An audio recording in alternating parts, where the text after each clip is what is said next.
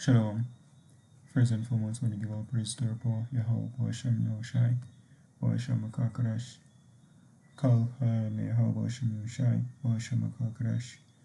That's the nation Hebrews, and all praise to Yahweh, in the name of Yahushai, in the name of the Holy Spirit. Yahweh is the correct name for the God of the Bible, who the world ignorantly call Jehovah, God, or Yahweh. Son's true name in the Hebrew is Yahushai, who the world ignorantly call Jesus Christ. True name for the God of the Bible in the Hebrew is Yahweh. His son's true name in the Hebrew is Yahushai. I want to give the honors to our elders and apostles of Great Millstone. And shalom to all our brothers and Modia pushing this word in sincerity and truth. To all that believe in this gospel, shalom. Brothers are from Camp James, Jamaica, and this lesson, just want touching on the topic of basically the whole world will be forced to keep the laws, of the Bible in the kingdom of heaven, right? And have this precept here in the book of Esther, 8 and 17 bring out, but claims, oh, see the Jews, other nations convert to being Jews, therefore them gonna get saved. That's all rubbish, which brought out that class, and just wanna go in on it, laws of this being edified and get it on record, being edified out there, to do a full like. So this is the precept here, Esther 8:17 says, and in every province and in every city, wheresoever the king's commandment and his decree came, the Jews had joy and gladness, a feast and a good day, and many of the people of the land became Jews, for the fear of the Jews fell upon them, which I went into and find out that this can be done in false pretense, area which you can actually become a Jew really, so it must be false pretense. Either you are or you're not. And because Jew really go back to I would say heritage, basically nationality. It's just basically a shortening for the tribe of Judah, which Judah, Benjamin, and Levi is considered as the kingdom of Judah. So it's from the Hebrew Yada, Yaha, the Yahweh, sorry. Mm-hmm. Yeah, the um,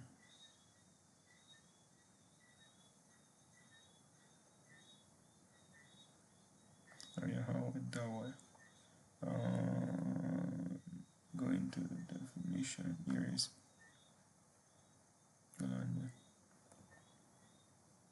so okay. Wrong thing, click on I Jews were looking for the word became. I came. So okay. The guy. It's Hebrew.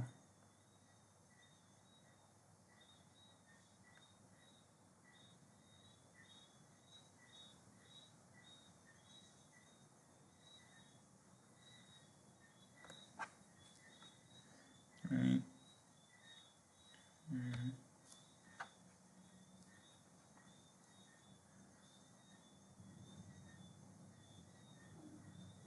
Here we go.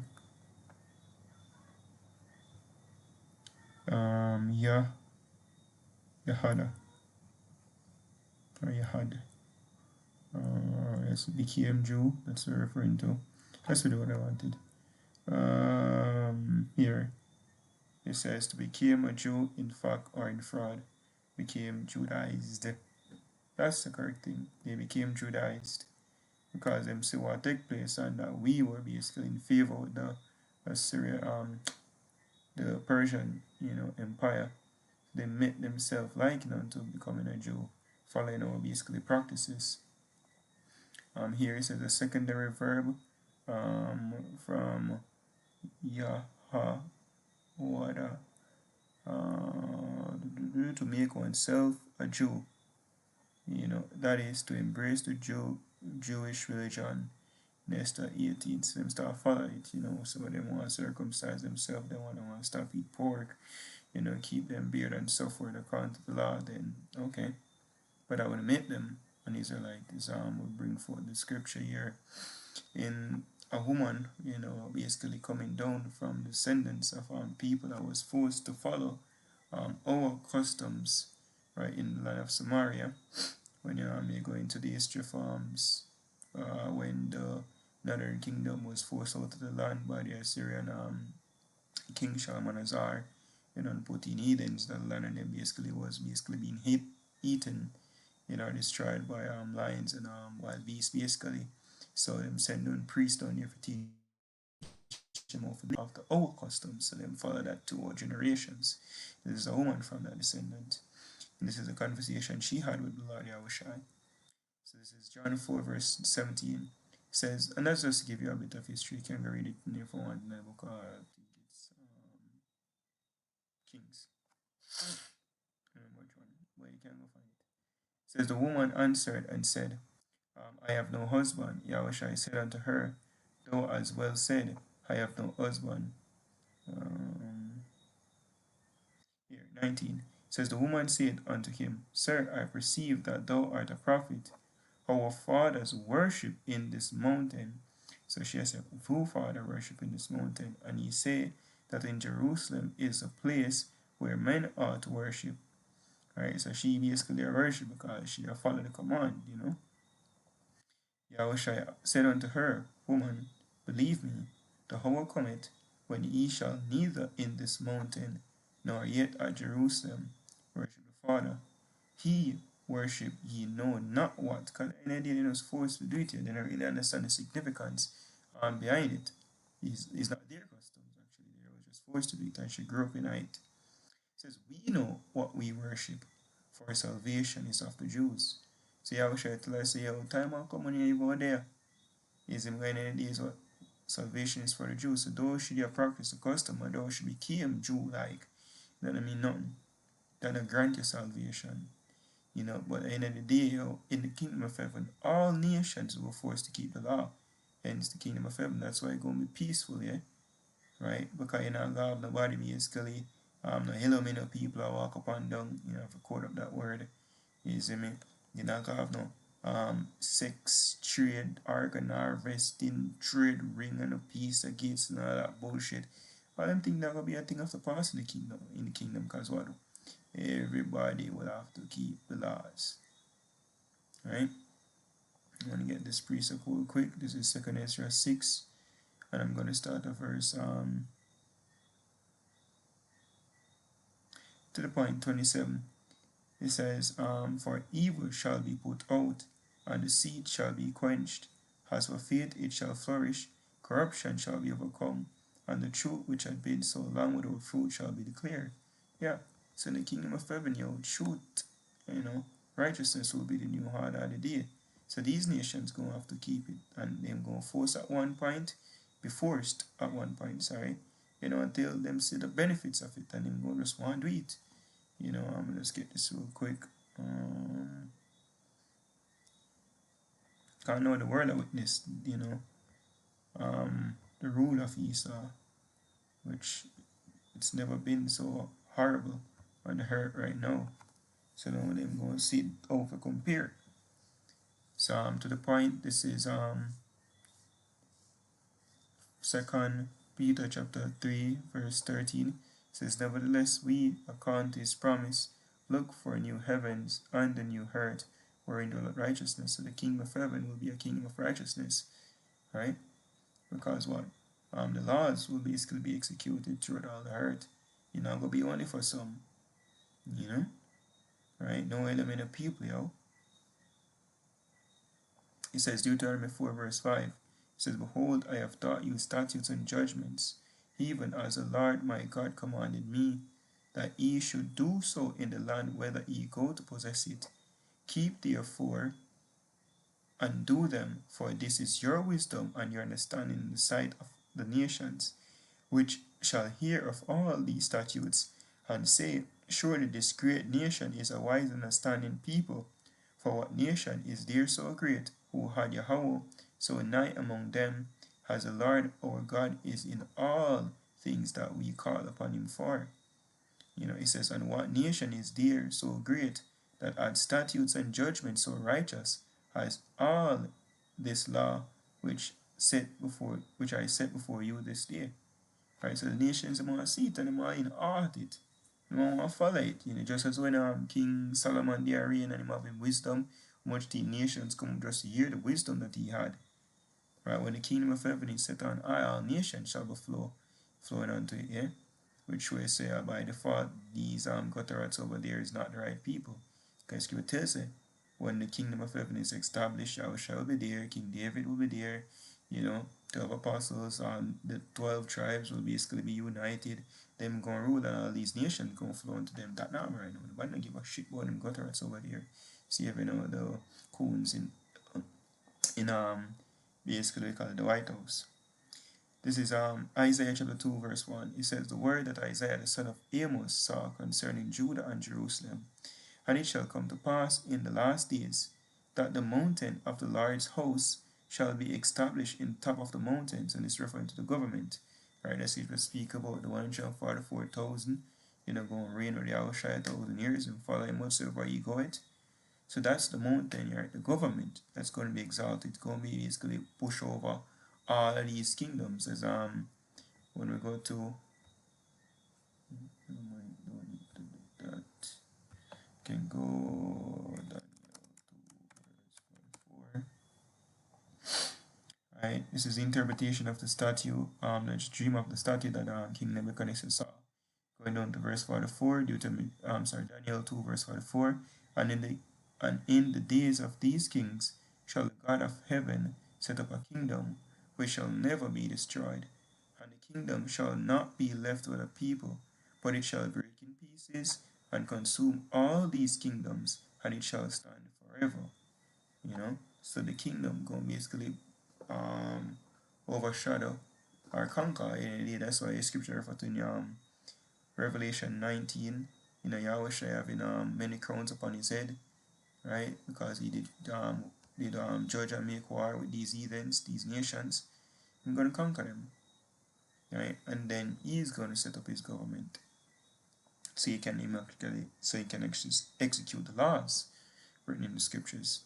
So back to Isaiah chapter 2 verse, reading back to it says, and it shall come to pass in the last days that the mountain of the Lord's house shall be established in the top of the mountains, and shall be exalted above the hills, and all nations shall flow unto it.